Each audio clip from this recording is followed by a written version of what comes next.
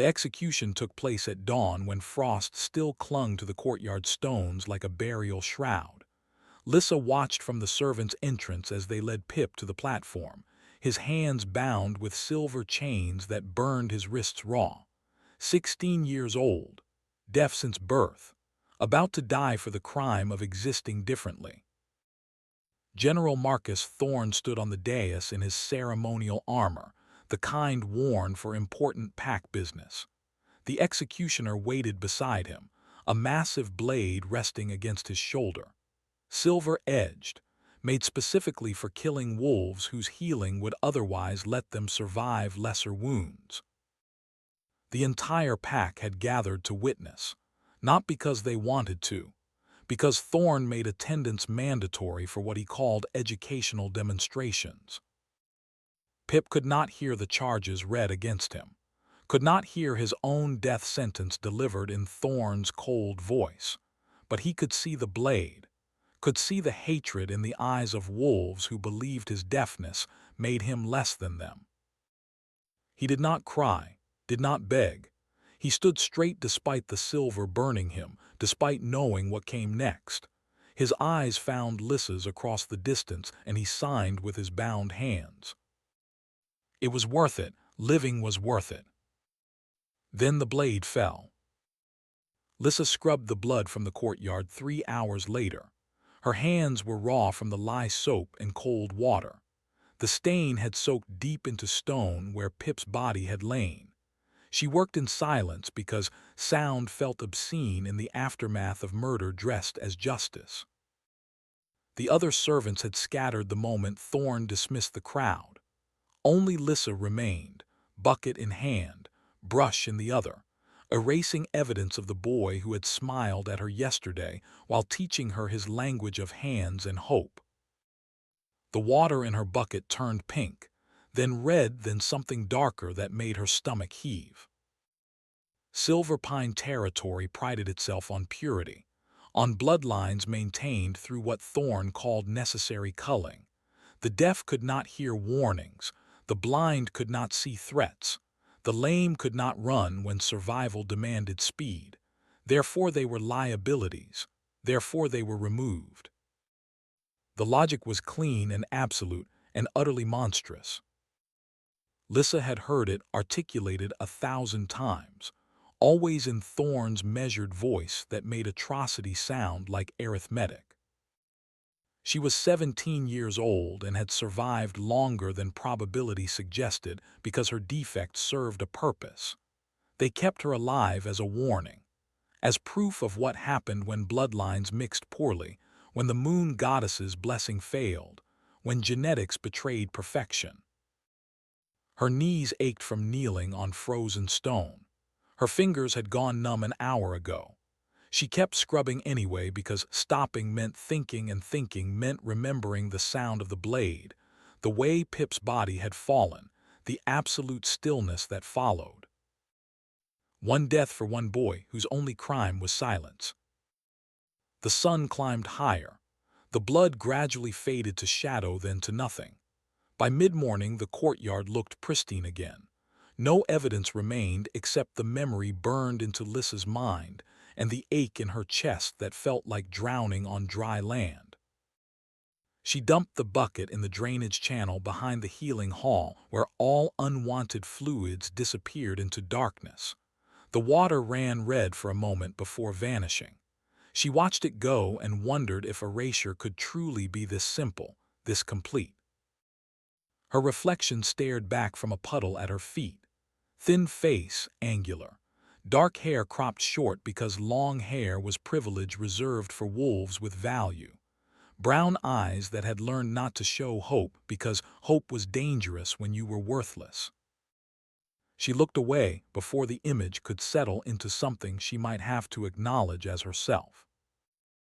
The healing hall loomed above, all white stone and narrow windows that looked more like arrow slits than architecture meant for light.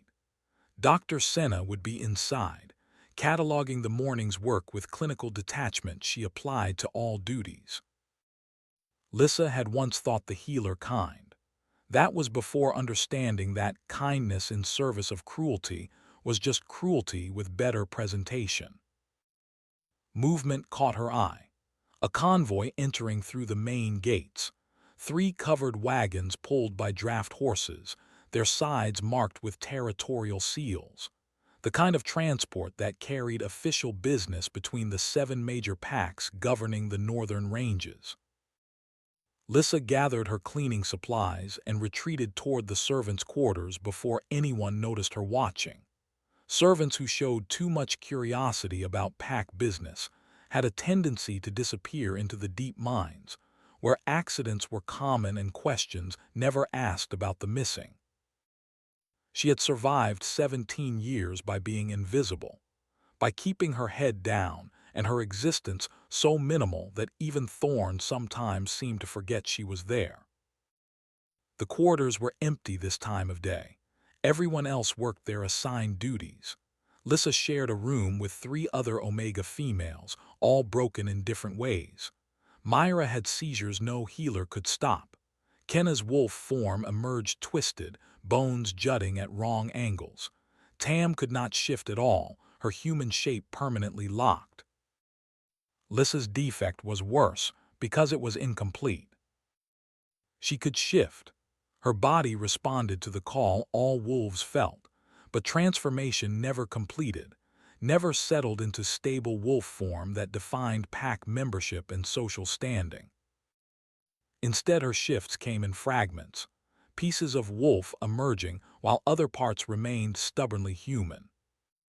Sometimes her head transformed while her body stayed human. Sometimes only her hands, claws erupting from human fingers. Sometimes her legs, bones cracking and reforming into wolf structure while her torso remained upright and exposed. Every shift felt like being torn apart from inside. The first time happened when she was 12. The whole pack had gathered for the coming-of-age ceremony where young wolves proved their ability to transform. One by one her peers shifted, their changes smooth and complete. They howled triumph to the watching moon while families cheered. Lyssa had felt the shift begin, felt her bones start to change. Then pain came, white-hot and absolute, as her body tried to be 2 things at once and failed at both. She had screamed until her throat bled, convulsed on ceremonial ground while the pack watched in horrified silence, begged for it to stop, for someone to help. Dr. Senna sedated her eventually, ran tests for weeks, finally delivered diagnosis with flat affect she used for all bad news, neurological incompatibility with the shift process. Her brain sent conflicting signals during transformation. Result was partial shifts causing extreme pain and leaving her trapped between forms until her body exhausted itself and reverted to baseline human. No treatment, no cure, no hope of improvement. General Thorn had attended that final consultation.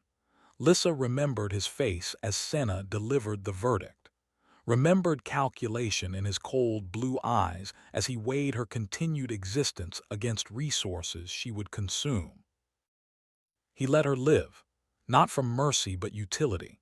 She became his favorite example in lectures about genetic purity and bloodline maintenance. Look what happens when we allow defective genetics to propagate, he would say, gesturing where Lyssa knelt scrubbing floors. Look at suffering we permit when we value individual life over collective strength. She had heard variations hundreds of times over 5 years, learned to keep her face blank while he used her existence as justification for his protocols, discovered the only way to survive being made into a lesson was divorcing yourself from the body being displayed. Lyssa stripped off her soiled work dress and pulled on a clean one from the communal pile. Rough fabric, undyed, marked with the small black Omega symbol. She cinched it with frayed rope belt and sat on her narrow bunk to wait for whatever came next. The summons arrived an hour later. A guard appeared in the doorway, expression carefully neutral. All guards learned quickly not to show emotion around Omegas. Emotion implied they were people worthy of emotional response. You are wanted at the Great Hall, now. Lyssa stood without question, asking why was pointless. Omegas went where told when told. Hesitation was insubordination. Insubordination was corrected through methods that left scars. She followed the guard through the compound, past barracks where ranked wolves lived in comfort, past training yards where young warriors practiced with wooden swords and weighted spears. Other wolves stopped to stare as she passed, some with contempt, some with pity, most with nothing, as if she were simply part of the architecture. The Great Hall occupied the compound's center, massive stone structure built to hold the territory's entire population. Lyssa had been inside exactly twice, once for her failed transformation ceremony, once for a tribunal where she testified about another Omega's supposed theft. That Omega was executed the next morning.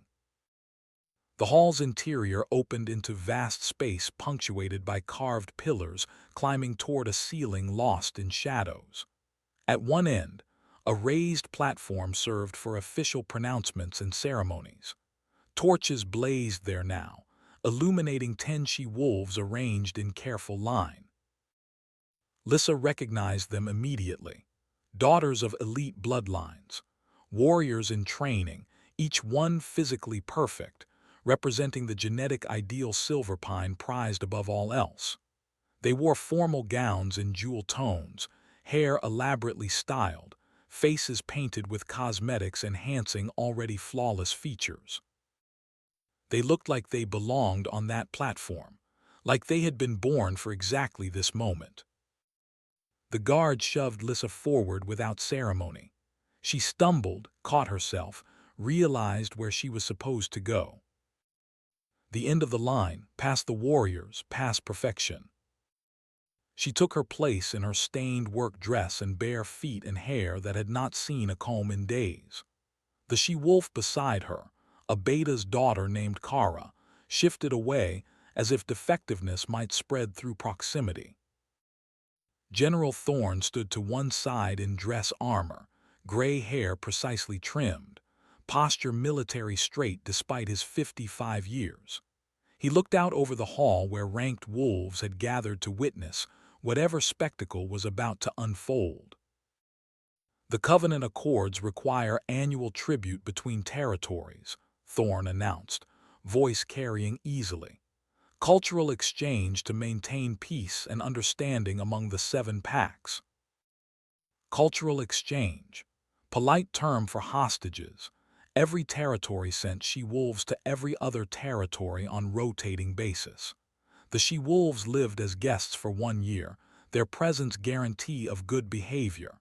If a territory violated accords, guests became prisoners or worse. This year Silverpine sends 10 to Obsidian Reach. A murmur rippled through assembled wolves. Obsidian Reach, the rogue territory, where outcasts and broken things fled when their packs cast them out, barely recognized by council, tolerated only because its leader kept his refuse contained to volcanic peaks. I have selected candidates representing our finest bloodlines. Thorn's hand swept past the warriors and stopped at Lyssa, and one representing what we reject. Understanding hit like fist to stomach. This was punishment and politics wrapped in diplomatic protocol. The warriors would show Silverpine's strength. Lyssa would show Silverpine's standards. Look what we discard, her presence would say. Thorn smiled slightly, not kind but satisfied. Obsidian Reach takes the broken things. How appropriate we send them one. Laughter from the audience. Casual. The kind that came easily when the subject was not quite human enough to deserve consideration. Lyssa kept her face blank, kept breathing even, showed no pain because pain would make the joke funnier. The hall's great doors opened with sound like thunder. Kael Ashvar entered alone. Lyssa had heard descriptions of the Ashen King, the rogue alpha who collected broken wolves. Stories painted him as savage, barely contained by human skin. monster who had turned his back on civilization to rule the worthless and damned. The man who walked down the center aisle looked nothing like those stories. He was tall, broad-shouldered, heavily muscled in the way of wolves who fought for survival rather than sport. But his movements were controlled, economical, the precision that came from warrior training drilled into muscle memory.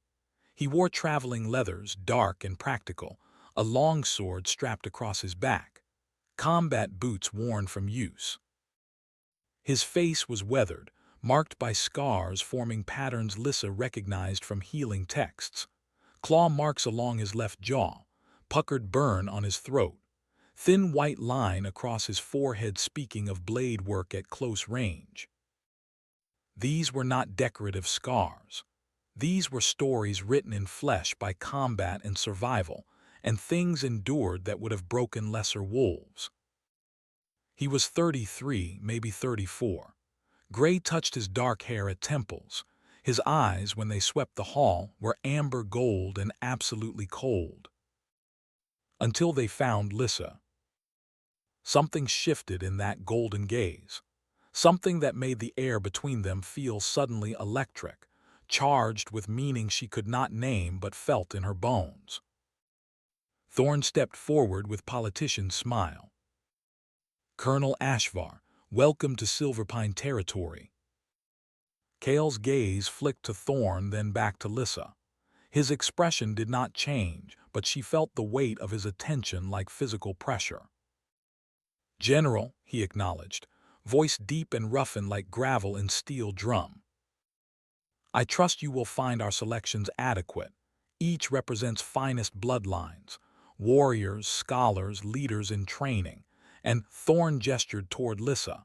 One example of what we choose to exclude from breeding programs. Gesture of goodwill, really. Your reach specializes in such cases. Kael walked slowly along the line. Each she-wolf straightened as he passed, displaying themselves to best advantage. Kara smiled. Myra, a warrior's daughter, preened. Kael looked at each with the same flat assessment. Someone might give supply inventory.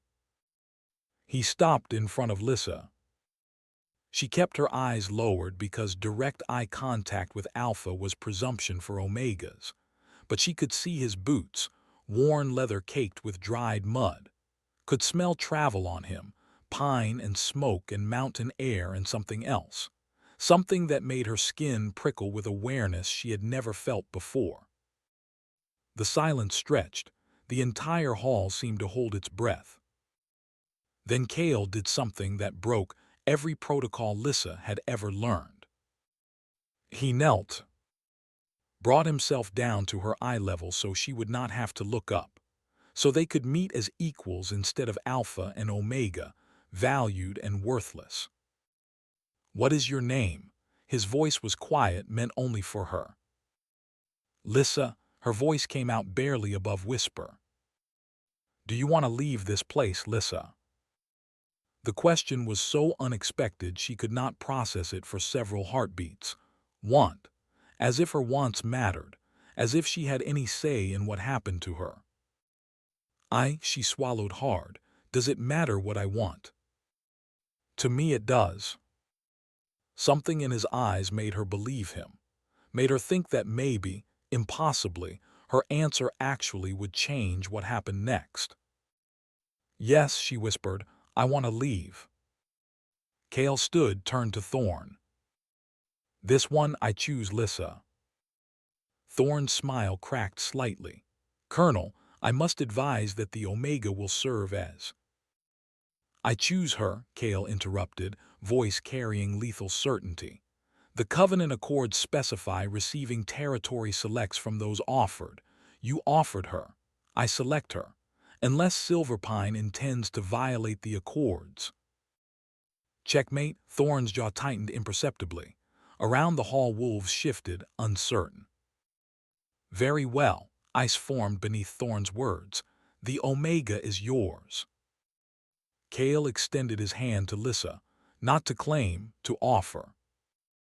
Will you come with me? It was the first time in 5 years anyone had asked her a question implying choice. Lyssa stared at his hand like it might be weapon disguised as offering. Then she placed her smaller hand in his. The moment their skin touched, the world tilted. Power flooded through the connection between them, not painful but overwhelming, like lightning and honey and home all at once. Her wolf, dormant and broken as it was, surged toward him with recognition that bypassed conscious thought. Mate. The word echoed through her mind in a voice that was hers and not hers, ancient and certain. Kael's hand tightened fractionally around hers. His eyes widened just slightly. He felt it too, the bond snapping into place like puzzle pieces finding their proper fit. But he said nothing, just helped her down from the platform and guided her toward the exit with careful touches that felt protective rather than possessive. They walked past Thorn without looking at him, past the other she-wolves who watched with expressions ranging from confusion to contempt, past assembled wolves who had gathered to witness diplomatic spectacle and instead saw their general outmaneuvered by the rogue they all claimed to despise. The wagons waited outside. Kael opened the door of the lead wagon, offered his hand to help her up, then followed behind. The driver clicked to the horses and they began rolling through Silver Pine's gates. Lyssa watched the only home she had ever known shrink in the wagon's small window, watched it disappear behind mountains and distance, waited to feel something, relief maybe, fear, even grief.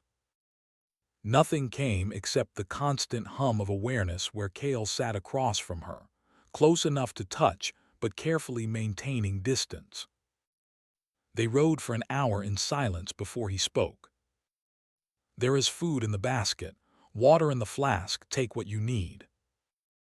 Lyssa opened the basket, found bread still warm, cheese, dried fruit, smoked meat, more food than she usually saw in a week. "Thank you," she managed. Kael nodded, watching her with those intense amber eyes. "What you felt when we touched," he said carefully. "Do you know what it was?" Lyssa's hand trembled around the bread she had picked up. "I felt something, but I do not understand it." "Mate bond." Kael's voice was gentle despite the weight of what he was saying. "Recognition between wolves meant to be together. It is rare. Some wolves live entire lives without finding their mate. But I am Omega. I am broken. I cannot even shift properly. There must be mistake." "There is no mistake," certainty rang through his words. "The moon goddess does not err in these matters. You are my mate, Lyssa, and I am yours if you will have me. You do not know me. I am worthless." "You are not." Kael leaned forward slightly. "And I do know you. Your mother contacted me 10 years ago, Dr. Iris Valen. She told me about her daughter who survived impossible things. She asked me to watch over you if anything happened to her." The world tilted again, for an entirely different reason. "My mother spoke to you. She knew you. She saved my life during a border incident. She was guardian, Lyssa. Not mystical being from legends, but a wolf born with gifts that made her exceptional. Enhanced instincts, ability to sense danger before it manifested, healing that surpassed normal wolves." He paused, letting that settle. "She told me you carried the same gifts, that your inability to shift was not defect but your body rejecting a form you were never meant to take. Guardians do not fully shift. Their strength comes from accessing wolf abilities while maintaining human capacity for strategy and tool use." "That is not possible. I am just broken." "You are sealed," Kael corrected. "Your mother performed a binding ritual when you were born. She sealed your guardian powers to hide you from those who would have killed you for them. Your failed shifts are the seal fighting against forced transformation." Lyssa shook her head, unable to process. "Why would anyone want to kill me?" Because guardians were hunted to near extinction 2 decades ago, packs that feared their power, wolves who wanted to consume that power for themselves. Your mother was one of the last. She died protecting you. The words training accident had been lies then. Everything had been lies. Thorn killed her. Thorn ordered it. She discovered he was manipulating injury reports to justify eliminating wounded warriors. When she threatened to expose him, he arranged her death. Rage and grief tangled in Lyssa's chest. She wanted to scream, to cry, to tear something apart with hands that had never been strong enough to fight back. Instead, she felt the shift start. Not the agonizing partial transformation she was used to. Something deeper. Something that responded to the mate bond humming between her and Kael, using that connection as anchor point. Her hands began changing, claws emerging, but this time the pain was different. Still present but somehow tolerable, as if Kael's presence provided cushion against the worst of it. "Breathe," Kael said quietly. "Do not fight it, let me help." He began chanting, low words in language Lyssa did not recognize, ancient syllables that resonated in her bones. Where his voice touched, the shift eased, the pain dulled. Her claws fully emerged, functional, sharp, then slowly retracted as the shift completed its cycle and reversed. When it was over, she was herself again, shaking but whole. "What did you do?" "Guardian chant. Your mother taught it to me. It helps stabilize incomplete shifts by providing external anchor." He smiled slightly. "With the mate bond between us, it works even better. I can help you control the shifts. Eventually, you will not need the chant at all." The wagon crested a rise, and suddenly the landscape opened before them. Volcanic peaks rose like jagged teeth against sky. Steam vented from fissures, carrying smell of sulfur and minerals. The road climbed higher, narrower, until Lyssa was certain they would run out of space. Then they rounded a final curve. An obsidian reach spread before her. It was not what she expected. The sanctuary occupied a natural plateau carved into mountainside by ancient volcanic activity. But this was not refugee camp or crude settlement. Stone walls enclosed the main compound, built from volcanic rock and reinforced with what looked like centuries of careful construction. Watchtowers anchored corners, their positions calculated for overlapping fields of view. Within the walls, Lyssa could see multiple structures, training yards, gardens, what looked like a healing hall. Wolves moved through the compound with purpose. Some carried supplies. Some practiced combat with wooden weapons. Some tended livestock. All of them looked alert, focused, alive in ways Silverpine's Omegas never did. This was not sanctuary for the broken. This was community of survivors who had built something beautiful from the pieces of their shattered lives. Kael drove through gates that opened at their approach and closed immediately behind. He helped Lyssa down from the wagon, his hand warm and steady around hers. "Welcome to Obsidian Reach," he said. "This is your home now if you choose to stay. No one here will force you into anything, not even me." Lyssa looked around at wolves who had stopped to watch her arrival. She saw scars, saw disabilities, saw differences that would have gotten them killed in Silverpine. She also saw acceptance in their eyes. Curiosity, yes, but not judgment. A young male with crutches approached first. Perhaps 16, red-haired and freckled, with right leg twisted at unnatural angle below the knee. "This is Rowan," Kael introduced. "Our demolitions expert. He creates alchemical compounds that can bring down walls or create barriers. Silverpine forces bombed a civilian shelter 3 years ago. Rowan pulled 8 pups out before the building collapsed on him." Rowan extended his hand. Lyssa shook it, feeling calluses that spoke of hard work. He uses the crutches to carry concealed alchemical vials, Kael continued. Enemies see disability and underestimate him. Their last mistake. An elderly female stepped forward next. Her eyes were milky white, completely blind, but she moved with eerie precision. Esme, our seer and elder. She lost her eyes to dark magic during the War of Seven Packs 40 years ago. Now she reads futures in fire and bone, warns us of dangers before they manifest. Esme's smile was warm despite scars, crisscrossing her weathered face. Welcome, child. I knew your mother. She would be proud to see you standing here. A massive male approached last, perhaps 40, built like fortress with only one arm. Left sleeve pinned its shoulder where limb ended. Matthias, our master archer, lost his arm to infection after Silverpine denied him healing. He shoots a modified war bow one-handed, has never missed a shot that mattered. Matthias studied Lyssa with dark eyes that missed nothing. Can you fight? No. Can you shoot? No. Then you will learn, he turned to Kael. When do we start? Tomorrow, today she rests. More wolves introduced themselves, each with story of survival, each with skills honed from necessity, finding purpose in place that valued capability over conformity.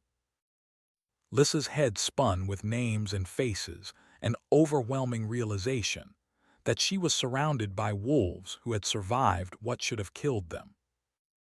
Then a she-wolf near the back stood abruptly, perhaps 21, beautiful with blonde hair and elegant features. Her dress marked her as someone from ranked family. I think this assembly deserves truth, the she-wolf said. Her voice carried clearly. Before we welcome another refugee. Kael's expression did not change. Sira, speak. Sira stepped forward, pulling folded parchment from her pocket. Colonel Kael Ashvar was exiled from the Northern Coalition 7 years ago. Official reason was refusing orders during territorial consolidation. Unofficial reason was that Alliance wanted someone to build resistance networks among discarded populations. She held up the parchment showing official seals. This is contract between Kael and Alliance Command. Promises full reinstatement and regional command in exchange for creating trained force from outcasts. Plan is to use this force for coordinated uprising against corrupt territorial leaders within 2 years. Shock rippled through assembly. Wolves who had been sitting stood. Some reached for weapons. Kael raised his hand. Silence fell immediately. Sira is correct, he said simply. He walked to Assembly Center where everyone could see. The Alliance did recruit me, promised everything Sira described. I accepted their terms. He met eyes of wolves throughout the space. But here is what Alliance does not know. I am not building their weapon. I am building ours.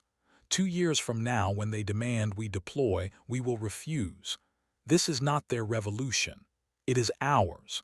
We are not fighting to install better leaders. We are fighting to end the system that treats wolves as resources to be optimized or eliminated.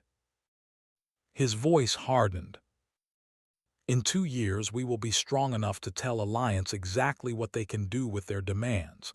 We will be sovereign, self-determining, answering to no pack but willing to trade, teach, and defend as we choose. Rowan spoke first, and if Alliance retaliates, then we fight. We have defensible terrain, motivation they cannot match, and we have what no traditional pack values, diversity of ability creating unpredictable tactics. He paused. Anyone who wants to leave can go now. No retaliation, no judgment. I will provide supplies and safe passage. Long silence. Then Esme spoke, her blind eyes somehow finding Kael. I survived one war fought over who deserves to exist. I will fight another if it means my grandchildren live in a world where difference does not equal death sentence." "Agreed," Rowan said. "Agreed," Matthias echoed. One by one wolves voiced commitment. When count finished, 198 had chosen to stay. 2 asked for passage to neutral territories. Kael nodded to both groups. "Those leaving see supplies master. You depart at dawn. Those staying rest tonight. Tomorrow we begin building something the world has never seen." Assembly began dispersing. Sira approached Lyssa. "I am daughter of General Thorn's second in command. I was sent here as tribute 3 months ago to gather intelligence." Lyssa tensed, but Sira raised hand. "I tell you this because you deserve to know who shares your territory, and because what I must say is important." She glanced around, ensuring privacy. "My father sent letter last week. Medical supplies to Silverpine have tripled. Sedatives, restraints, surgical equipment meant for mass operations. He does not know purpose, but order came directly from Thorn with highest security." Lyssa's blood went cold. "What does that mean?" "I do not know, but Esme might recognize the pattern." They found Esme in her chamber, walls covered in prophecy bones and scrying mirrors. The blind seer worked a divination with practiced ease. "Medical supplies," Esme repeated. "Tripled shipments, high security." Her face went pale beneath scars. "I have seen this before. War of 7 packs. They called it genetic cleansing protocol. Mandatory screening of all pack members under 20. Identification of carriers for undesirable traits. Then mass sterilization disguised as medical treatment for those already born with defects." She did not finish. "How many?" Kael asked from doorway. "In the war, hundreds across territories before practice was exposed and banned." Esme's hands trembled. "If Thorn is resurrecting the protocol, we need confirmation, timeline, scale." Sira pulled out another parchment. 3 weeks until Phase 1 begins. My father's letter mentioned this, but I did not understand reference until now. 3 weeks. Hundreds of wolves. Children, teenagers, adults whose only crime would be genetic variation from arbitrary standard. Kael looked at Lyssa. "They are your people. Wolves who endured what you endured. We can stay here safe behind our walls, or risk everything to stop genocide." The choice was not really choice at all. Lyssa thought of Pip, dead at 16 for crime of silence. Thought of her roommates who had become invisible through survival. Thought of countless Omegas who lived each day wondering if it would be their last. "We go to war," she said. Around the room, wolves nodded. Rowan with shattered leg, Matthias with missing arm, Esme with blind eyes, Sira who chose conscience over family. And Kael, exiled prince building army from wolves the world had thrown away. They would go to war, not for territory or power. They would go to war because someone had to stand between innocent and machinery of systematic elimination. Because they were all that stood between Thorn's next atrocity and hundreds who had no idea death was coming. 3 weeks to plan impossible mission. 3 weeks to prepare for combat against superior force in hostile territory. But this time they would choose their target. And General Marcus Thorn would learn what happened when broken things finally fought back. The mate bond hummed between Lyssa and Kael, silver thread connecting them across the space. She felt his determination through that connection, felt his protective fury at threats to his mate and his pack. Felt for the first time in her life that she was not alone, that she was worth protecting. that she was exactly where she needed to be. The journey to Silverpine would take 6 days on foot through wilderness that cared nothing for human determination. 6 wolves, each chosen for capabilities that had everything to do with proven survival and nothing to do with genetic perfection. Kael stood in the armory reviewing supplies. Not guns or grenades, but weapons their ancestors would have recognized. Longbows of yew wood, arrows fletched with hawk feathers. Short swords forged from silver alloy that would cut through corrupted flesh where steel failed. Daggers for close work. Coils of rope. Healing herbs wrapped in oilcloth. Lyssa watched him check each item with methodical precision. 3 days since arriving at Obsidian Reach.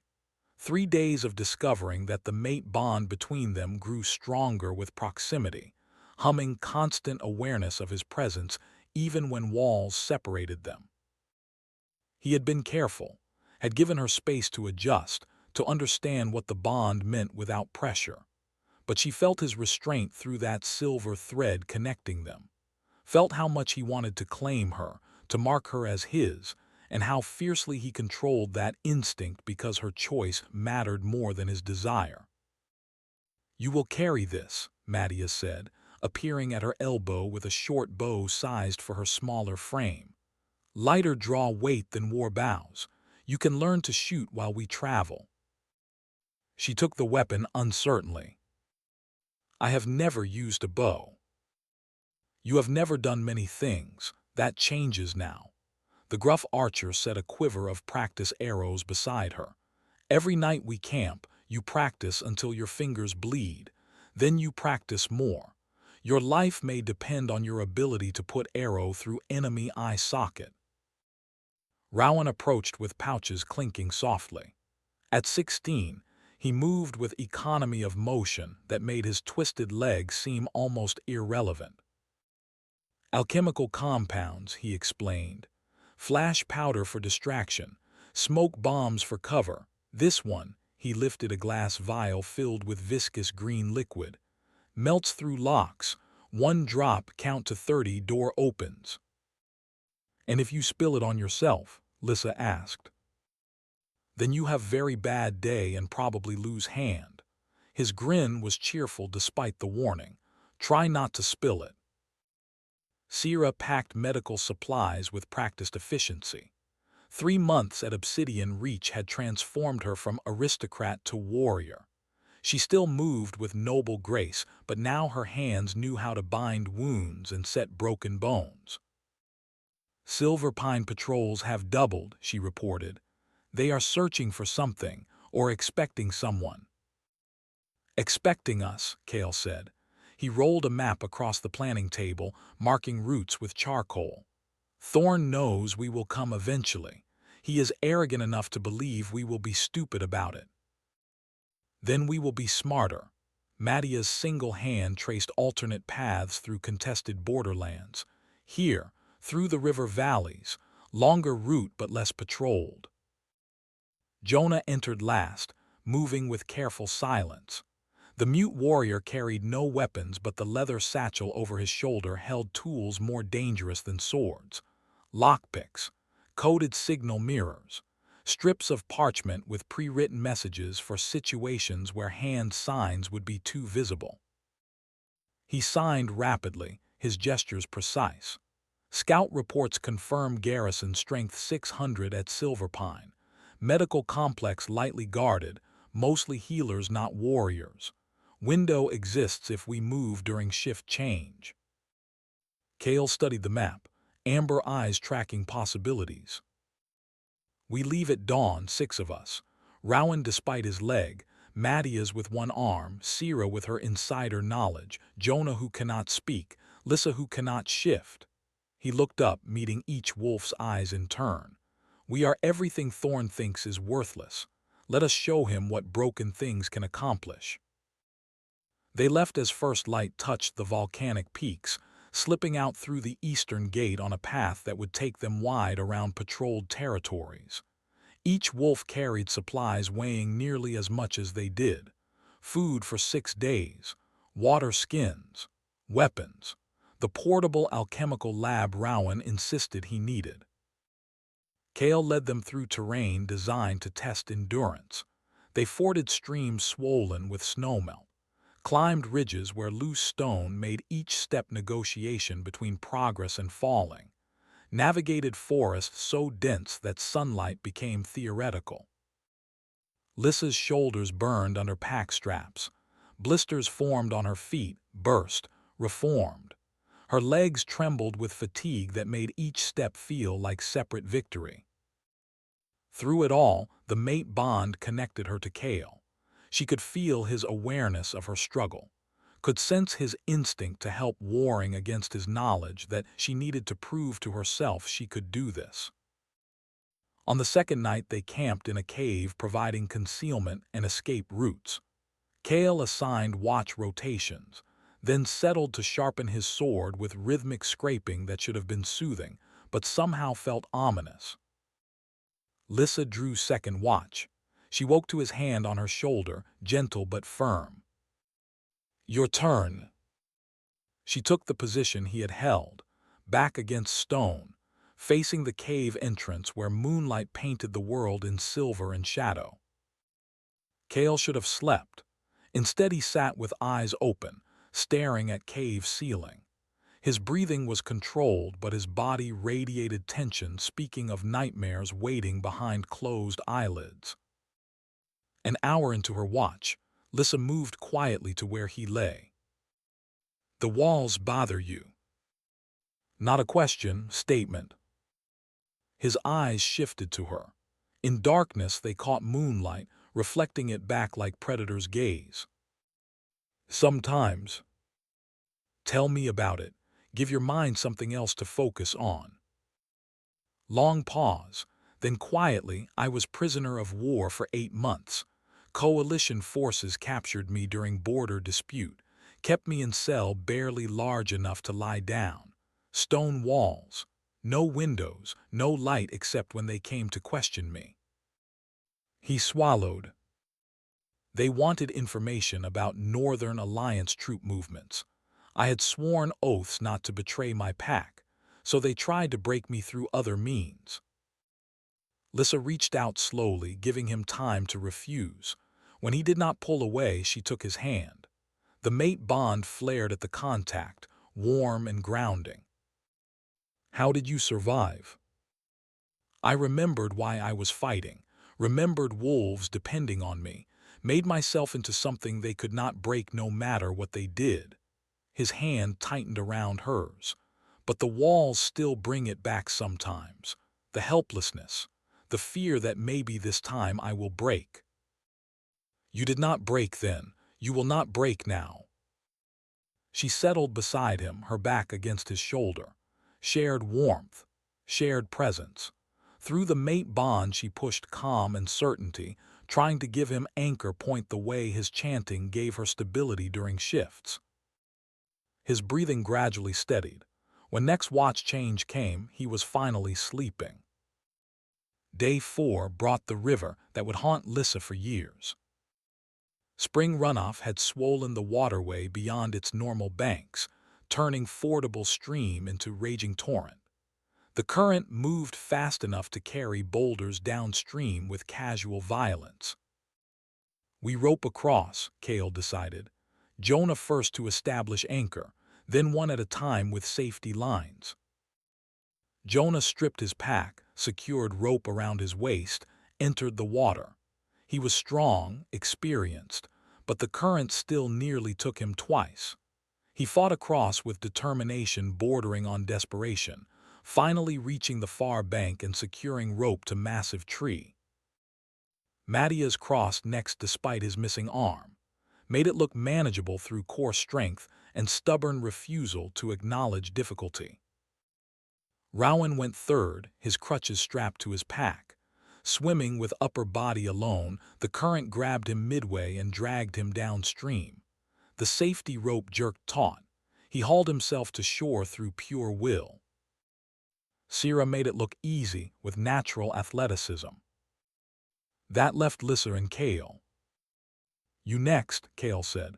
"I will anchor this side until you are safe." Lyssa secured the rope around her waist, hands that wanted to shake but refused permission. She had been fine until this moment, had managed the entire journey without her fears surfacing. But cold water brought back other cold water. Being 7 years old, held under by Thorn's healers while they tested how long the defective Omega could hold her breath before passing out. They had called it therapy, called it treatment for her transformation problems. It had just taught her to be terrified of drowning. The first step into the river triggered the shift. Not full transformation, just enough to hurt, enough to distort. Her hands began changing, claws emerging, bones restructuring. Pain hit like lightning through every nerve. Lyssa gasped, inhaled water, panicked. The shift intensified. Her legs tried to reconfigure while current pulled her downstream. She was drowning and transforming and dying all at once. Through the mate bond, Kael felt her terror spike. He dove into the water without hesitation, caught her before the current could drag her away. His arms locked around her with strength that suggested he could hold her against the entire river if necessary. "I have you," he said into her ear. "Lyssa, I have you, you are safe." The panic should have worsened at being restrained. Instead, the mate bond flared brilliant between them, his presence acting as anchor point her fragmenting mind desperately needed. Kael began the guardian chant, ancient words resonating through water and bone. Where his voice touched, the shift receded, the pain dulled. He carried her to the far bank, laid her gently on solid ground while she coughed up water and blood from where partial fangs had torn her own mouth. "Breathe," he ordered. "Look at me, breathe." His eyes were pure alpha now, wolf rising to surface in response to his mate's distress. Command rang through his voice, impossible to disobey. Lyssa breathed, focused on his face. Let the mate bond ground her back to present instead of past. When she could breathe without choking, when her body was fully human again, she found herself wrapped in Kael's arms. Not gentle, not soft, but warm and solid and absolutely safe. "The healers," she gasped. "Thorn's healers when I was 7. Hydroshock therapy, they called it. Supposed to help my transformation problems. It just taught me that water means drowning means dying." Kael's arms tightened. His voice when he spoke was quiet and absolutely lethal. "Add it to the list of things he will answer for." He held her until the shaking stopped. Then carefully, giving her time to refuse, he cupped her face in his hands. "The mate bond helps stabilize you during shifts. Did you feel it? When panic was worst, the bond pulled you back." Lyssa nodded mutely. "We are stronger together than apart. That is the gift the moon goddess gave us." His thumb brushed across her cheek. "Will you trust me to help you across?" She looked at the river, looked at his steady amber eyes. Through the mate bond she felt his absolute certainty that he would die before letting her drown. "Together," she agreed. They entered the water side by side, Kael's hand locked around her wrist. The current grabbed them immediately, but he was immovable, anchoring her to safety. His other hand found her waist, steadied her. The touch lasted heartbeats, longer than strictly necessary. Neither acknowledged it, but through the mate bond, Lyssa felt his wolf stirring, felt the instinct to claim, to mark, to make absolutely certain every wolf within scenting distance knew she was his. Felt her own wolf rising to meet that call despite the seal binding her powers. They reached the far bank and continued the journey, but something had shifted between them. Something that went beyond tactical partnership into territory that made her pulse quicken and her skin feel too tight. Day 5 brought the patrol encounter that tested everything they had learned. Jonah's hand went up in signal for immediate freeze. Every wolf dropped into cover, motionless, barely breathing. Through trees ahead, voices. A silver pine patrol, 12 strong, moving with casual confidence of wolves who own the territory. The patrol would pass within 20 yards of their position, close enough that scent would betray them if wind shifted wrong. Matthias already had his modified war bow drawn, arrow knocked. He had angle on patrol leader and 2 others. Could drop 3 before they knew what was happening. Kael's hand moved in sign language. Hold position. Do not engage unless compromised. The patrol approached. Lyssa could see them now. Young warriors well equipped following standard patterns. One paused, lifted nose to wind, frowned. The youngest patrol member, a kid maybe 18, stepped on a branch that cracked like breaking bone. He froze, looking directly at the bush concealing Sira. Matthias loosed his arrow. The shaft took the patrol leader through throat with precision that spoke of decades practicing one-handed. The wolf dropped without sound. Matthias had second arrow knocked before the body hit ground. That shot took the second in command through eye socket. Third arrow caught the kid in shoulder, non-lethal, intentional. The rest of the patrol scattered, shouting. Jonah was already moving, his daggers finding targets with surgical accuracy. Rowan threw flash powder that exploded in blinding light, creating chaos. Kael's sword sang as he moved through enemies like wind through wheat. Each strike precise, economical, designed to disable rather than kill when possible. But 3 wolves died anyway because Silverpine patrols were trained well and fought back hard. Then they were running, the surviving patrol members calling for reinforcements.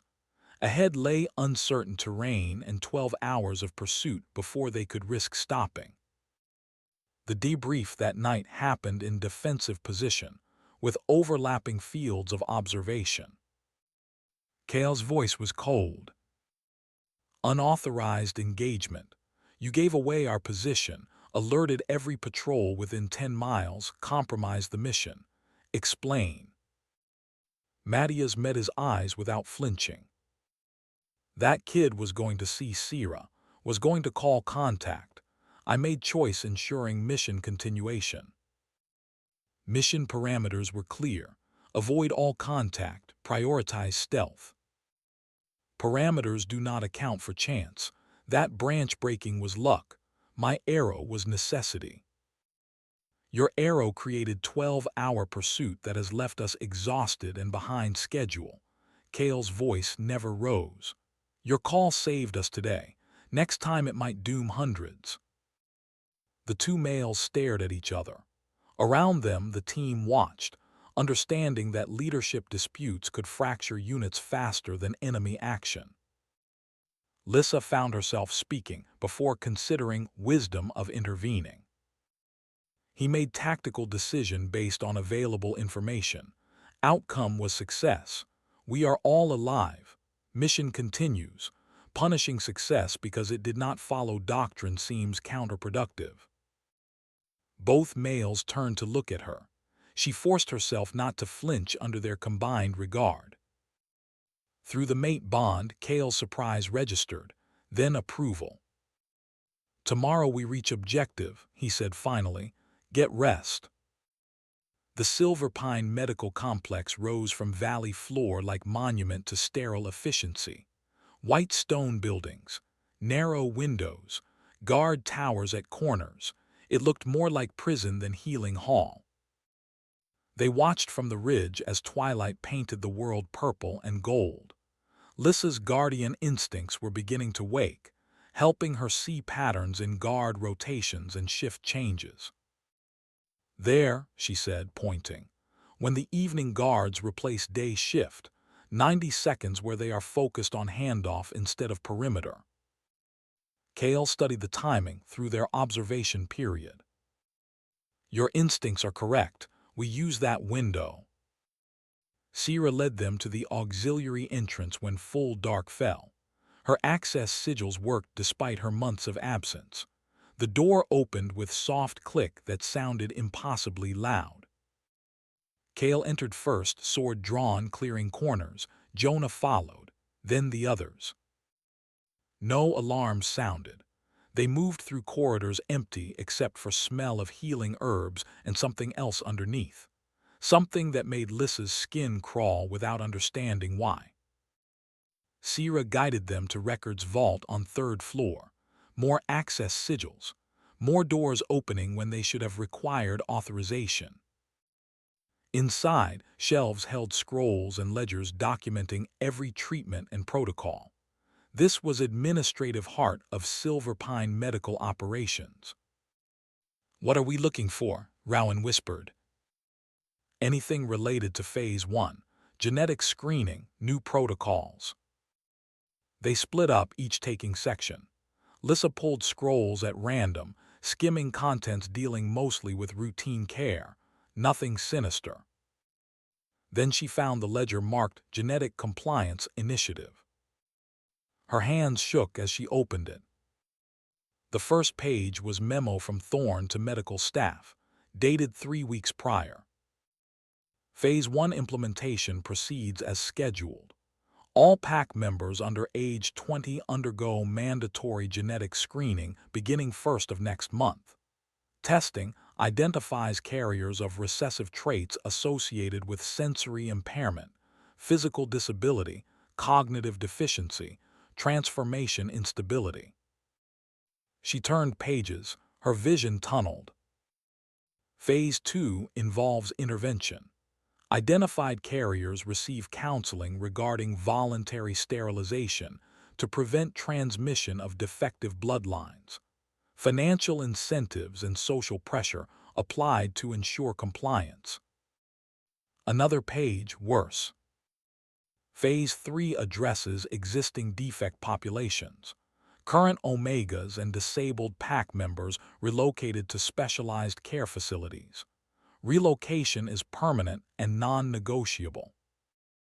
The final page made her stomach heave. Phase 4 ensures bloodline purity. Relocation facilities provide humane termination for those unable to contribute to PAC strength. Process conducted with dignity and efficiency. Estimated implementation timeframe 6 months from Phase 1 initiation. Estimated affected population 387 individuals within Silver Pine territory alone. "I found it," she managed. The team converged. "Read." The silence that followed was kind that came before violence or grief or both. They were copying the ledger when lights blazed to life. Dr. Senna stood in doorway, her healing robe's pristine gray hair pulled back. She looked at them with eyes holding no surprise. "I wondered when you would come. Thorne predicted 3 weeks. I said 2. Lyssa stepped forward, ledger clutched in her hands. "You designed this, created protocol for murder and called it healthcare." "I created protocol to prevent suffering.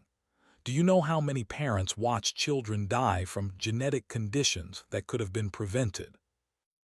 "Pip was not suffering, he was thriving. You killed him because he was deaf." "He would have passed deafness to his children. In 3 generations, dozens affected. We are preventing exponential misery." Kael moved to stand beside Lyssa. "Doctor, I have made triage decisions, chosen who gets healing and who does not. I understand scarcity and impossible choices, but this is not triage. This is eugenics. You are not preventing suffering. You are causing it to wolves who could live full lives." Senna's expression hardened. "From exiled prince, that is remarkably hypocritical. How many deaths did you justify as necessary?" "Too many. I carry every face. But I never called elimination mercy. You are doing evil and dressing it in compassionate language." "I am doing what must be done." She struck a bell. Alarms screamed through the complex. Magical wards flared crimson. Somewhere below, warriors responded to breach. Extraction route gamma, Kael snapped. Now. They ran. Behind them, Senna stood watching with calm of someone who had already won. The escape became nightmare of corridors that turned into killing zones. Silverpine security poured in from every entrance. But these were not just territory warriors. Among them moved Shadow Coven. Lyssa had heard legends, wolves who had turned to dark magic, trading their souls for power. They moved wrong, their forms flickering between solid and smoke. Their eyes were black voids that pulled at her vision. When Kael's sword cut through them, they bled darkness that hissed against stone. Rowan threw alchemical compounds that exploded in brilliant light.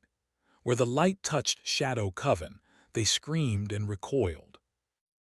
Matthias's arrows found targets with mechanical precision. Each shot a judgment, each judgment execution. Sira fought with vicious grace of someone, defending more than just her own life.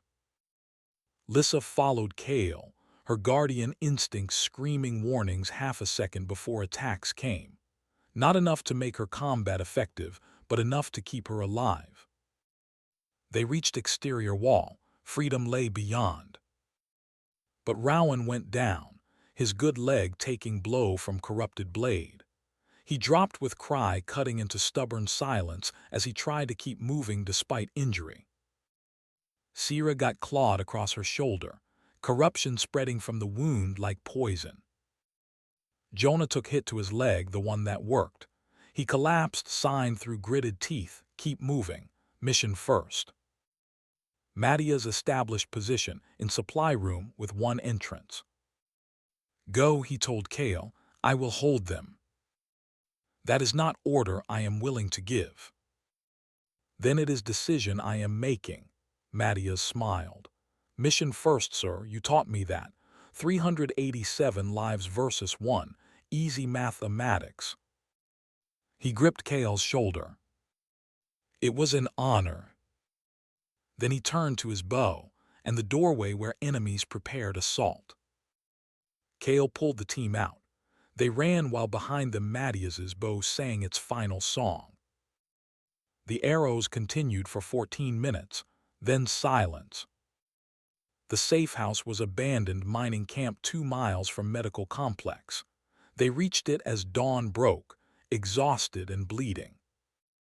Rowan could not walk, both legs ruined now. Jonah had lost blood, his face gray.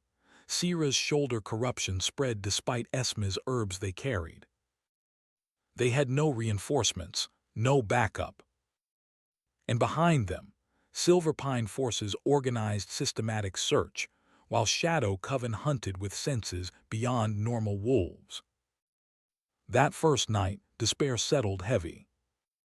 Matthias was dead. They knew it, though no one said it aloud. Sira's wound began to smell wrong on second day. The corruption was killing her, turning flesh black and necrotic.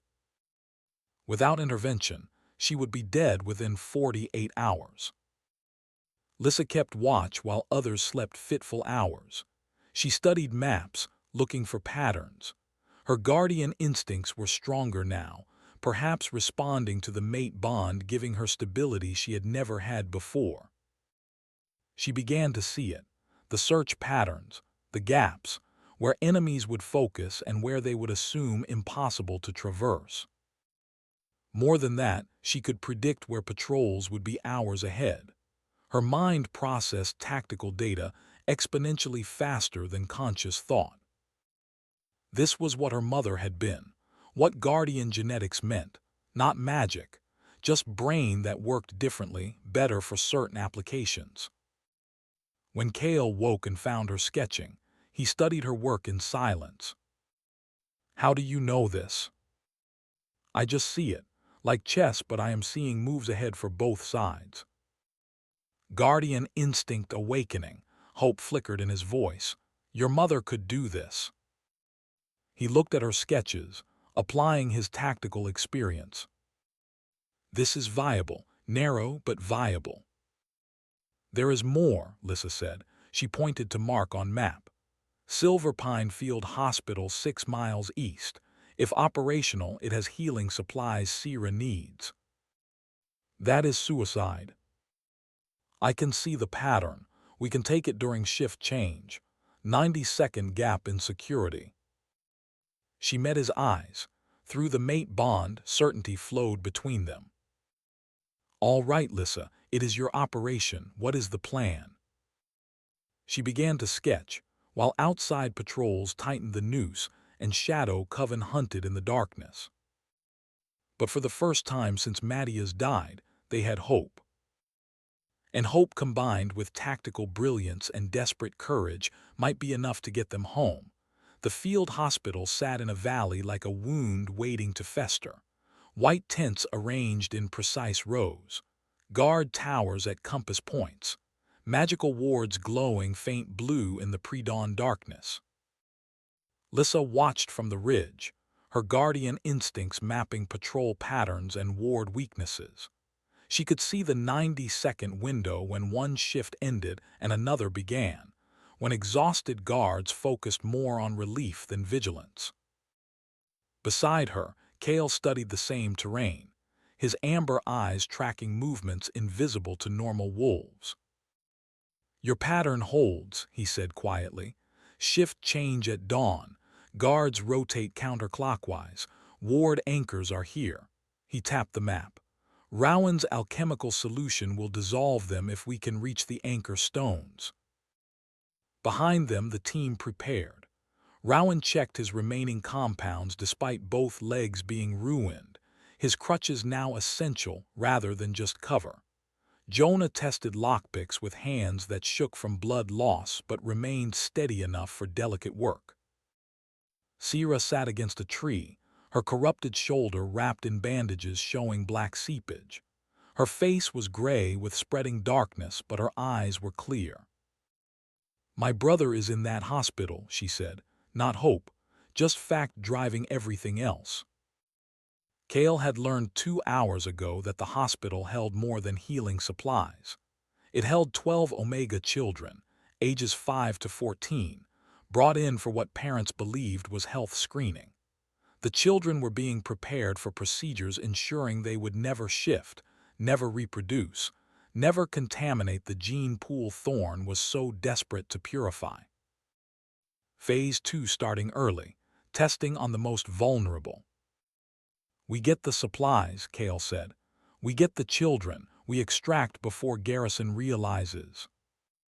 The assault began at dawn exactly. They moved during shift change like smoke given purpose. Rowan reached the first ward anchor, applied his alchemical solution. The stone began dissolving with soft hiss, the protective ward flickering and dying. Jonah disabled the second anchor, Sierra the third despite her spreading corruption. The wards fell. Kael's team breached perimeter at exactly 90 seconds from insertion. They moved through hospital complex with surgical precision, past healing tents, past supply stores, to the quarantine ward where 12 small forms lay sedated. Lyssa's hands shook as she began disconnecting the tubes feeding them compounds that would ensure they never woke whole. These were children, babies some of them, their only crime being born different.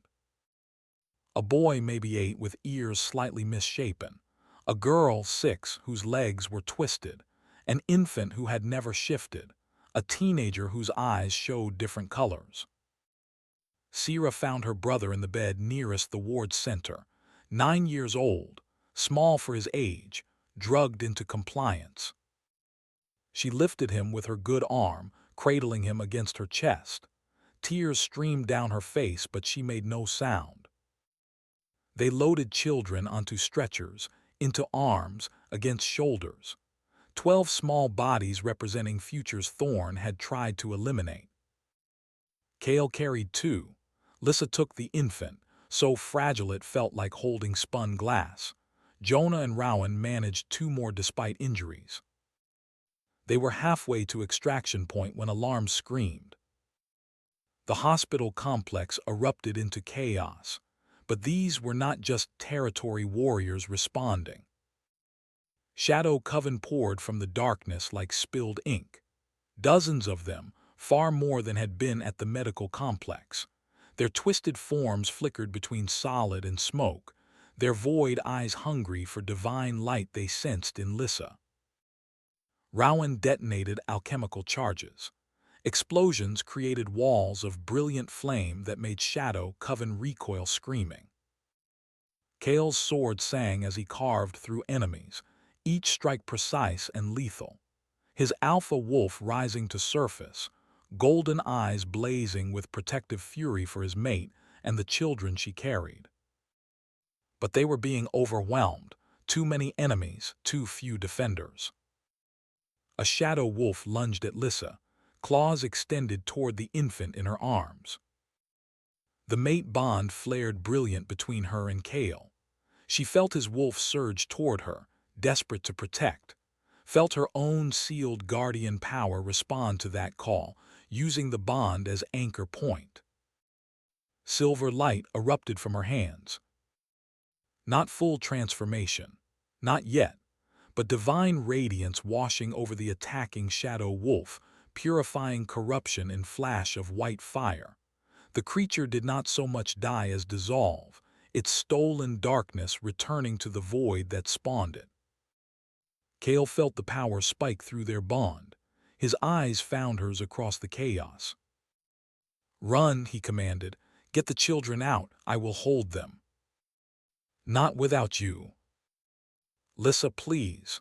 Our mate bond means I will find you anywhere, but these children need you now." Through the bond she felt his absolute certainty, his faith that she was strong enough for this. She ran. The team followed, carrying children through corridors becoming death traps. Behind them Kael fought like the Ashen King of legend, his sword and claws and teeth destroying everything that tried to pursue. They reached the tree line, freedom ahead if they could move fast enough. But children could not run, could only be carried while rescuers fought exhaustion and injury and relentless pursuit. The boy in Lyssa's arms woke as they moved. Perhaps 8, small and thin with eyes going wide when he realized strangers carried him through darkness. "Safe," Lyssa gasped. "You are safe, I promise." He did not believe her, but he did not scream, just held on with small hands that trembled. The youngest child, a girl who could not have been more than 5, began crying when she woke. Quiet sobs speaking of fear too deep for words. Lyssa took her too somehow, the infant in one arm and the girl in the other. The girl had cleft palate, scars from surgery that had repaired the worst but left marks identifying her as defective. "You are safe," Lyssa whispered. "No more hospitals, no more pain, just safe." The girl clung to her. "Are you my mama?" The question hit like physical blow. Lyssa was 17. She was not anyone's mother. But this child needed certainty she could provide. "Yes," Lyssa said, "I am your mama now, and I will protect you." The girl's name was Emma. She would not let go of Lyssa for the entire journey that followed. The march back to Obsidian Reach took 27 days through wilderness that tested every limit of endurance. 12 children and 4 critically injured adults crossing hostile territory with minimal supplies and maximum determination. They avoided patrols through Lyssa's guardian instincts warning of danger before it manifested. They hunted when possible, foraged when hunting failed, rationed when foraging came up empty. The children suffered, but they adapted. Children always did when adults showed them how. Luca, the boy with misshapen ears, learned to track by sound. His difference became advantage when silence meant survival. Myra, the girl with twisted legs, proved impossibly stubborn. She could not walk normally, but she could crawl faster than seemed possible, refused to be carried when her weight meant adults could carry supplies instead. Emma attached herself to Lyssa with single-minded devotion, woke from nightmares screaming and only settled when Lyssa held her, refused food unless Lyssa ate first. By day 7, Emma called Lyssa Mama without qualification. Lyssa stopped correcting her. Sierra's corruption worsened despite the healing supplies they had stolen. The darkness had spread through her system in ways field treatment could not address. On day 9, Kael made impossible choice. They could not get Sierra to proper healing in time. The corruption was killing her. Only option was removing infected tissue entirely. He performed the surgery in a cave while Jonah held Sierra down, and children huddled trying not to hear screams. Kael cut away blackened flesh with silver blade, the only metal that could touch shadow corruption without being tainted. Sierra survived barely, woke with shoulder that would never work properly again. "Thank you," she whispered. "Do not thank me for butchery. Thank you for keeping me alive to see my brother grow up." Jonah's leg went septic on day 12. The injury had seemed manageable, but infection found it anyway. Rowan performed amputation this time, his hands steady despite horror of cutting teammates' flesh.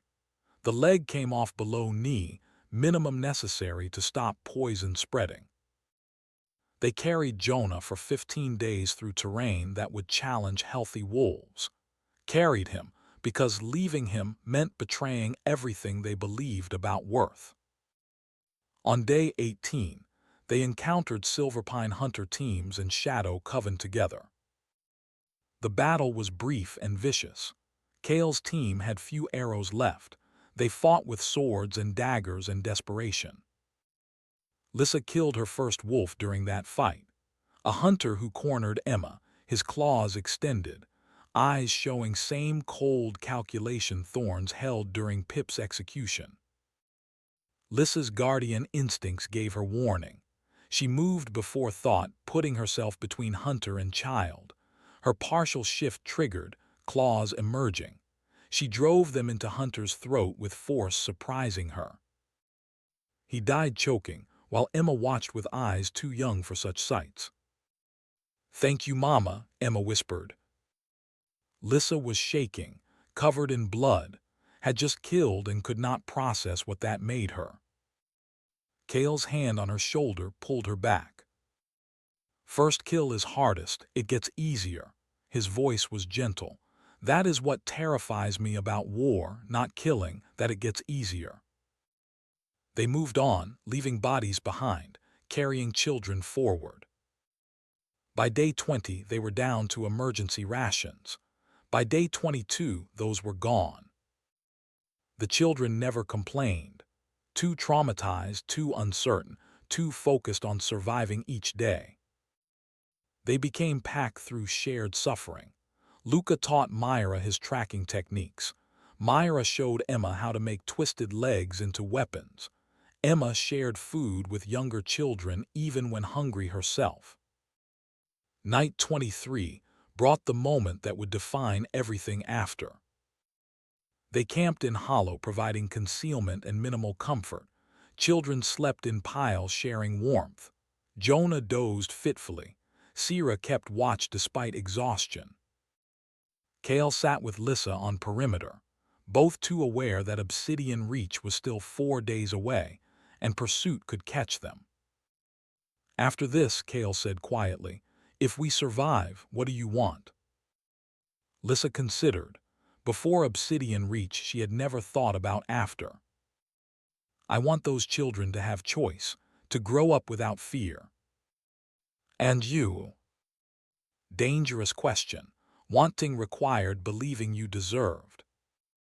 "I want partner, someone who sees me clearly, sees tomorrow, not just survival." Kael's hand found hers in darkness. "You have one. The mate bond gave us to each other, but I want more than bond. I want choice, your choice." His thumb traced patterns on her palm. "I love you, Lyssa. Not because fate decided it, because you are brave and brilliant and more capable than you yet understand. If you will have me, not just as mate but as partner by choice, I will spend however long we both survive trying to deserve you." Through their bond, she felt the absolute truth of his words, felt his love like sunlight after long darkness. "That is very good answer," she managed. They kissed, simple and profound. Nothing mystical about it except the mate bond singing between them, approving their choice to claim each other not through compulsion, but through conscious decision. Emma, pretending sleep, smiled and snuggled deeper into the puppy pile. Day 27 brought them to Obsidian Reach's perimeter. Guards challenged from walls, saw Kael's face, saw children, saw walking wounded. The gates opened. 200 wolves stood at attention. Esme waited at front, blind eyes somehow finding Kael. Mission status: successful, evidence obtained. 11 survivors extracted, 1 team member lost. Mattias, the missing one. Kael's voice did not break, but Lyssa felt grief through their bond. "Welcome home, soldiers," Esme said. Evidence spread across territories within days. Sierra's father turned informant, named names, exposed networks. 4 territories demanded Thorne's arrest. Northern Alliance condemned Genetic Compliance Initiative. Silver Pine junior officers refused orders, began internal revolt. The General Council convened for first time in 40 years. Thorne doubled down. Silver Pine will implement genetic purity alone if necessary. Strength through elimination of weakness. He accelerated Phase 1.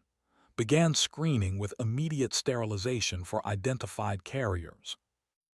400 wolves targeted within month. The Northern Alliance offered Obsidian Reach deal. Stand down. Let diplomacy work. We will sanction Silver Pine until Thorne removed. Esme brought offer to council. Sanctions take years. Hundreds die while we negotiate. Alliance messenger was clear. Unsanctioned action means we withdraw all support. You will stand alone. Kael gathered his wolves. "Your call," he said to Lyssa. "They are your people." Lyssa thought of Pip, of Emma and 11 other children who would have died, of 400 wolves facing elimination. "We end this," she said. Vote was unanimous. 198 wolves committed to infiltrating Silver Pine during mass screening.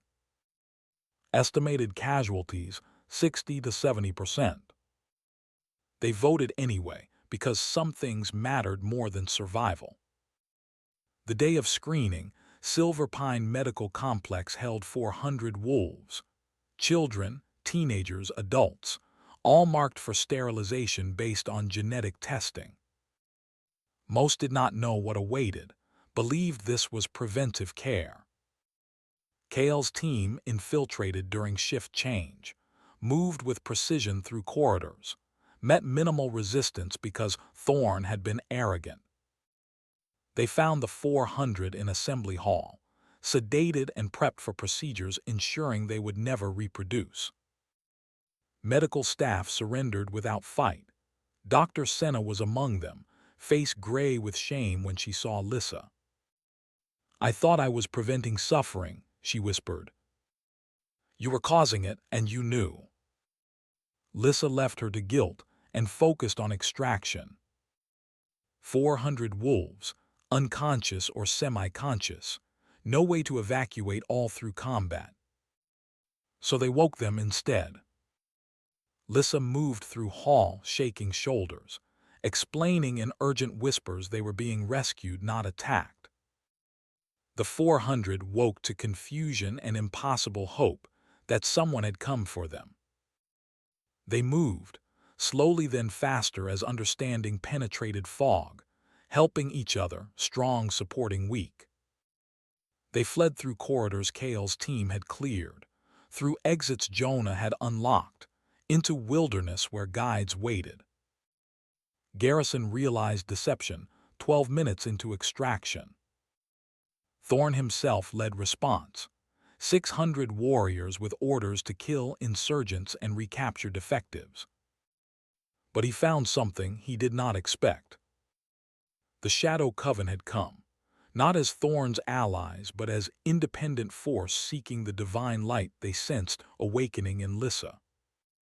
3 armies converged: Kael's 40 defenders, Thorn's 600 warriors, and Shadow Coven's 100 corrupted wolves seeking to devour guardian power. The battle that followed would be sung about for generations. Kael fought like the Ashen King incarnate, his sword carved through enemies, his alpha wolf at full strength, protecting his mate and his pack with savage precision. Rowan's alchemical compounds turned corridors into infernos. Jonah's daggers found throats despite his missing leg. Sira fought one-armed, her brother safe because she made it so. But they were being overwhelmed. Too many enemies, too few defenders. Shadow Coven converged on Lyssa, dozens of corrupted wolves seeking her divine light, their void eyes hungry, their twisted forms closing in. The mate bond flared between her and Kael. She felt his desperation through that connection, felt his wolf howling at the thought of losing her. And something inside her broke. Not shattered, opened. The seal her mother had placed 17 years ago, designed to protect infant guardian from those who would kill her, had served its purpose. Lyssa was no longer helpless child. She was warrior who had crossed hostile territory carrying children to safety. She was mate to Alpha who would die defending her. She was chosen mother to girl who needed protecting. She was guardian, and it was time to stop hiding that truth. The seal shattered like glass struck by hammer. Power erupted from Lyssa in supernova of silver light. Her body shifted not into incomplete fragments, but into full form the world had not seen in generations. She became Lumina, the moon guardian. Her wolf form was massive, easily twice the size of normal wolves. Fur pure silver white glowing with inner radiance. Eyes twin moons, luminous and ancient and absolutely merciless. Divine light radiated from her, burning away shadow corruption wherever it touched. The coven wolves shrieked and fled, their stolen darkness unable to exist in presence of true divine power. Where her light fell on Thorn's warriors, it did not harm, but it revealed truth, showed them what they were fighting for, showed them that following Thorn meant becoming the very monsters they claimed to oppose. Half his forces broke, threw down weapons, refused to continue genocide in service of genetic purity. Thorn himself tried to run. Lyssa was on him in heartbeat, her massive form pinning him to ground, her power holding him immobile. "You wanted to eliminate defective bloodlines," she said, her voice carrying weight of divine judgment. "You wanted to decide who deserves to exist. Let me show you what that feels like." She did not kill him, that would be mercy. Instead she did to him what he had ordered done to hundreds. She severed his wolf, used her divine power to cut the connection between man and beast, leaving him hollow, mortal, powerless. "You will live," she said. "You will witness the world we build from ruins you created. Witness without power, that is your punishment." The Shadow Coven tried one final assault, converged on her in wave of corrupted darkness. But Kael was there, his alpha wolf joining with her Lumina form. The mate bond between them blazed incandescent, creating fusion of divine light and alpha power. Together they were unstoppable. Her light purified corruption, his strength destroyed physical forms. Where their powers combined, Shadow Coven did not just die.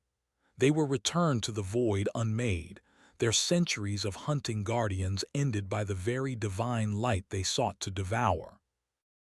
When battle ended, Silence fell across Silver Pine Medical Complex. 400 rescued wolves had reached safety. Kael's forces stood victorious despite losses. Shadow Coven was destroyed completely.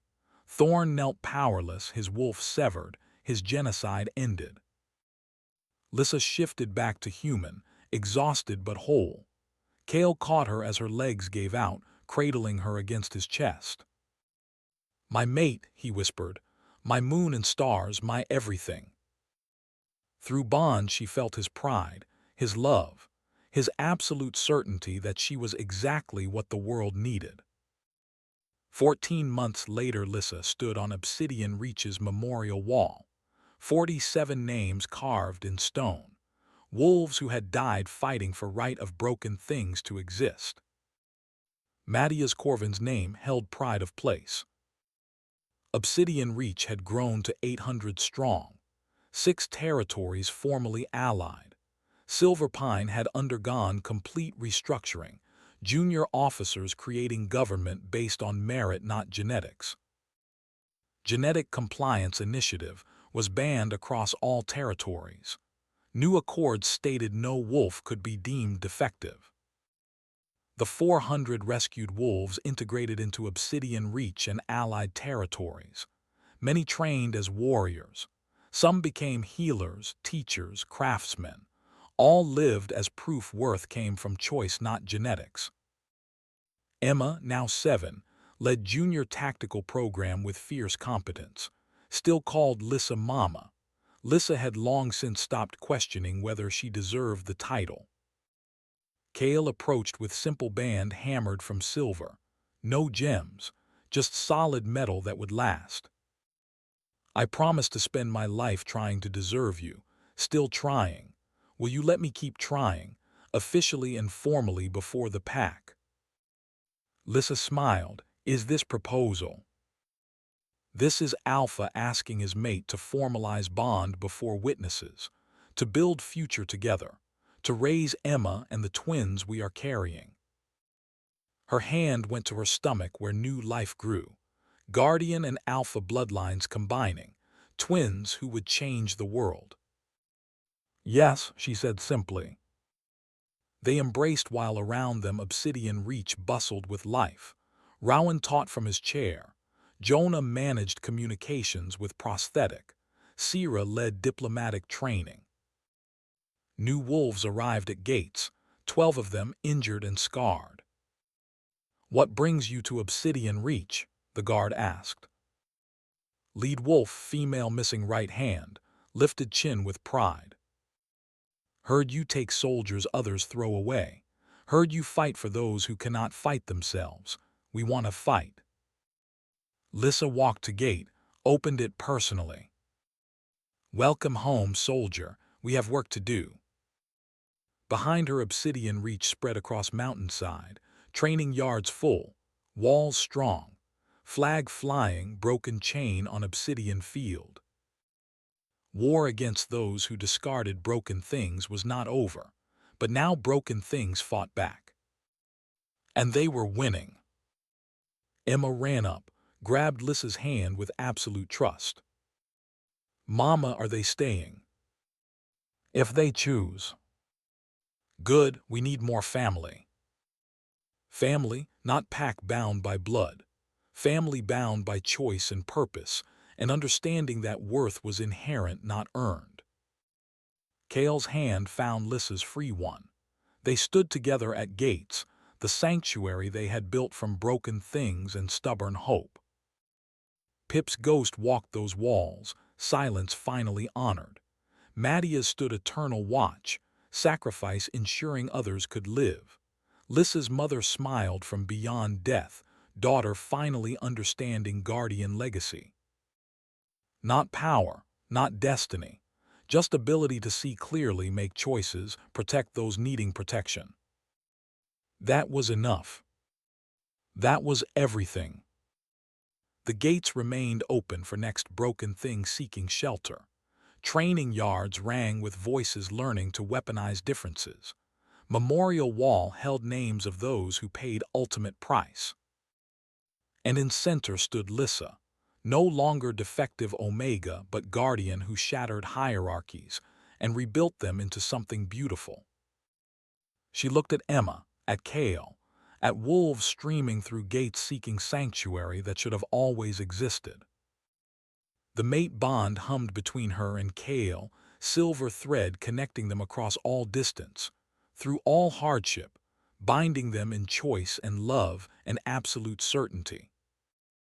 They had won not through violence, but through proving broken things were not worthless, through showing that difference was strength, through building world where every wolf had simple dignity of choice.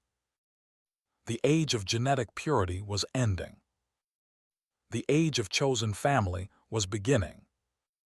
And broken things, finally fighting back, were changing the world one rescued wolf at a time.